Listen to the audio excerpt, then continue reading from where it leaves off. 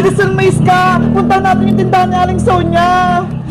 Bakit ka ba nagmamadali, Bebang? Ano bang gagawin natin sa tindahan? Tignan natin yung CCTV. Ayun yung ebidensya para mapatunayan natin kung si Princess talagang kumuha sa parinda ni Aling Sonia. Ayun nga, no? Para mapakulong natin si Princess sa barangay. Diba? Maganda yung naisip ko. Tara na! Nandiyan na ako!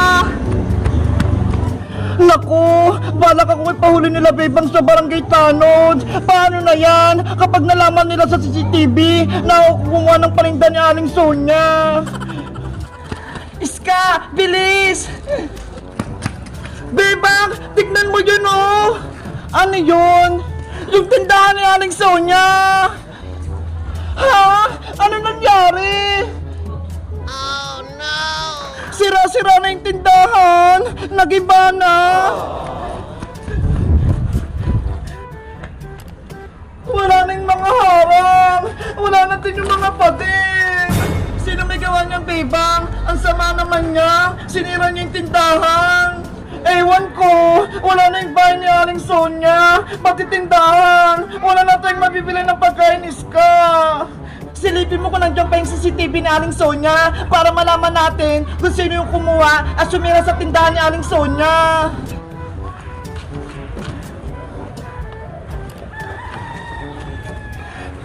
Nasaan kaya yun? Hindi ko makita. Yari, pati yung CCTV natanggal din. Paano na yan? Hindi natin malalaman kung sino may gawa nito. Nakakalungkot. Ang daming masama nangyari. Isa lang naisip ko. Baka si Princess lahat may pakana nito.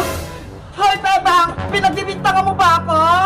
Umamin ka na, Princess. Ikaw lang kumuha ng paninda ni Aling Sonia. Simula nung ikaw nagbantay, lahat ng paninda niya nawala. Makulit ka ba? Hindi nga ako kumuha sa paninda ni Aling Sonia eh. Saan galing yung madami mong baon sa school? Punong-puno yung bag mo? Kaya nga, Princess, umamin ka na kung ikaw kumuha ng paninda ni Aling Sonia at ikaw din nagpagiba.